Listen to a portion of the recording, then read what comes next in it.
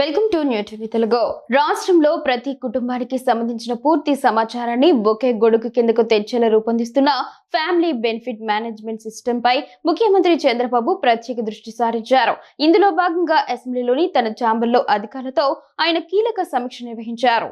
Family ID, Aadhaar, rice card, mobile number, విద్యార్హతలు, వృత్తి, చిరునామా, వ్యవసాయ భూమి, ఇతర ఆస్తుల వివరాలు వంటి మొత్తం 26 రకాల అంశాలతో పకడ్బందీగా డేటాబేస్ రూపొందించాలని అధికారులను ఆదేశించారు. ఈ డేటాబేస్ రూపకల్పన కోసం SGSW, డిస్కమ్స్, పురపాలక శాఖ, web land Vahan, HRMS, Panchayati Raj, Markfed వంటి వివిధ ప్రభుత్వ శాఖల వద్ద ఉన్న సమాచారాన్ని సేకరించి ఇందులో పొందుపరచాలని సీఎం సూచించారు. ప్రస్తుతం 82% సమాచారం సిద్ధంగా ఉందని, వచ్చే ఏప్రిల్ 30 నాటికి 90% డేటాబేస్ పూర్తి చేస్తామని అధికారులు వివరించారు. దీనిపై స్పందించిన ముఖ్యమంత్రి ప్రభుత్వంలోని అన్ని శాఖల వద్ద ఉన్న డేటాను సమీకృతం చేయడం ద్వారానే సమాచారంలో ఖచ్చితత్వం పెరుగుతుందని తెలిపారు.